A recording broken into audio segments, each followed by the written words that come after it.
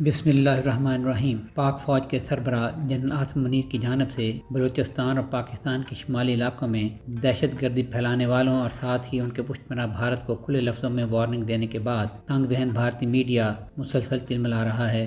گاندھی کے سیکولر بھارت میں ہندوتوا کو ہوا دینے والے تمام بڑے اخبار اور ٹی وی چینل اپنے جیسی تنگ ذہنیت رکھنے والوں کی تسلی کے لیے پاکستان اور خصوصاً آرمی چیف کے خلاف زہریلے پروپیگنڈا میں مصروف ہیں۔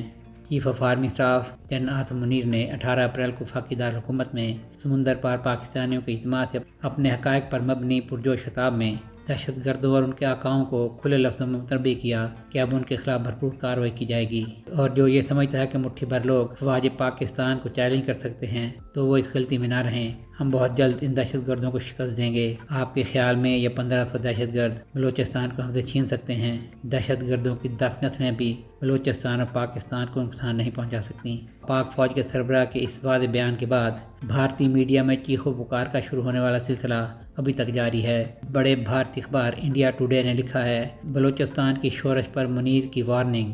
پاکستان کے army chief general Asim Munir نے بھارت پر ایک مذموم انداز میں حملہ کیا اور ایسا لگتا ہے کہ بلوچستان اور وہاں بڑھتے ہوئے تنازعات سے واقعی پریشان ہیں۔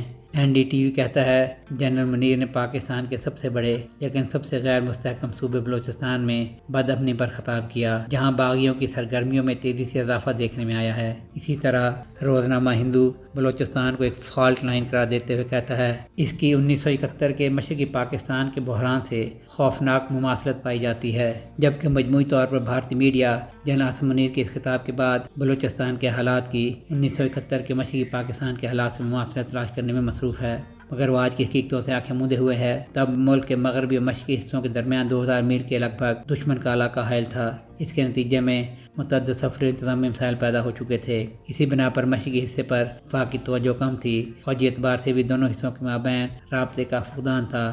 زبان کا فرق بھی ایک اہم معاملہ تھا۔ اب اگر بلوچستان کے حالات کا جائزہ لیں، اس میں کوئی شک نہیں کہ پاکستان کا سب سے بڑا صوبہ چند مخصوص علاقوں میں طویل عرصے سے دہشت گردی کی لپیٹ میں ہے۔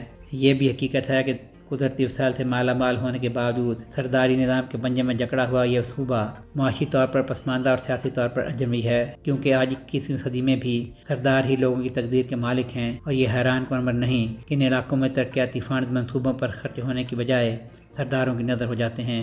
اس میں بھی کوئی شک نہیں کہ معاملات کے مستقل حل کے لیے بیرونی مداخلت کے خاتمے کے ساتھ بامعنی مذاکرات ناگزیر ہیں، مگر یہ مذاکرات پاکستان کے حامیوں اور وفاداروں سے ہی ہو سکتے ہیں، بھارت کے پٹھوں کے ساتھ نہیں، جنہوں نے آج تک مذاکرات اور قیام امن کی تمام کوششوں کو سبوتاژ کیا ہے، کیونکہ وہ اپنے بیرونی آقاؤں کے اشاروں پر ناچتے ہیں جو پاکستان میں امن اور ترقی نہیں دیکھ سکتے۔ بھارتی پالیسی سازوں کی پروپیگنڈا مشین کا حصہ بھارتی میڈیا 18 اپریل کی تقریر کے بعد آج کے بلوچستان اور 1971 کے مشرقی پاکستان کے حالات میں مماثلت تلاش کرنے کے لیے سر توڑ کوششیں کر رہا ہے۔ اسی حوالے سے جنرل عاصم منیر کو جنرل یحییٰ خان سے ملایا جا رہا ہے۔ انہیں یحییٰ خان ہی کی طرح سخت زبان استعمال کرنے والا، علیحدگی پسندوں کو سخت انتباہ دینے والا اور دہشت گردی کی کارروائیوں میں بیرونی ہاتھ تلاش کرنے والا قرار دیا جا رہا ہے۔ مگر سوال یہ ہے، کیا یہ تمام باتیں جو نصف صدی پہلے جنرل یحییٰ خان کہا کرتے تھے اور آج جنرل عاصم منیر کہہ رہے ہیں، سچ نہیں ہیں؟ یقیناً یہ ساری باتیں کل کی طرح آج بھی سچ ہیں۔ ماضی کی طرح آج بھی پاکستان کا دشمن تنگ ذہن ہندو بلوچستان اور پختونخوا میں بدامنی کو ہوا دینے کے لیے خارج کے ساتھ بھاڑے کے ٹٹو بلوچ سرداروں کو استعمال کر رہا ہے، جو خود تو مغربی ملکوں میں عیش کر رہے ہیں اور اندھی تقلید کے اسیر ان کے قبیلوں کے لوگ بھارتی سازشوں کے اعلی کار بنے ہوئے ہیں، جبکہ ان کی تربیت کے لیے بھارت میں کیمپ کام کر رہے ہیں۔ مماثلت سے یاد آیا، بھارت نے پاکستان کے دونوں حصوں میں تفریق ڈالنے کے لیے ہندو ٹیچروں کو استعمال کیا اور مشرقی پاکستان میں مقتدی بہانی کے لیے ایک نسل تیار کی گئی جس کی فوجی و سیاسی تربیت بھارتی کیمپوں میں ہوا کرتی تھی۔ مگر کیا ہوا، ان سازشوں کا تانا بانا اب نصف صدی کے بعد گزشتہ برس بنگلہ دیش کی نئی نسل نے توڑ ڈالا ہے۔ بھارت کی پٹوسی واجد دہلی پہنچ چکی ہے اور دونوں بھائیوں کے درمیان غلط فہمیاں ختم ہونے کے ساتھ قربتیں بڑھنا شروع ہو گئی ہیں، مگر افسوس کہ بھارت کی طرح پاکستان کے اندر بھی میڈیا اور سیاست میں کچھ عناصر کو یہ سب کچھ نظر نہیں آ رہا، کیونکہ ان کی آنکھوں پر پاکستان اور فوج پاکستان سے دشمنی کی پٹیاں بندھی ہوئی ہیں۔ سہیل شہریار، آئی پاک ٹی وی۔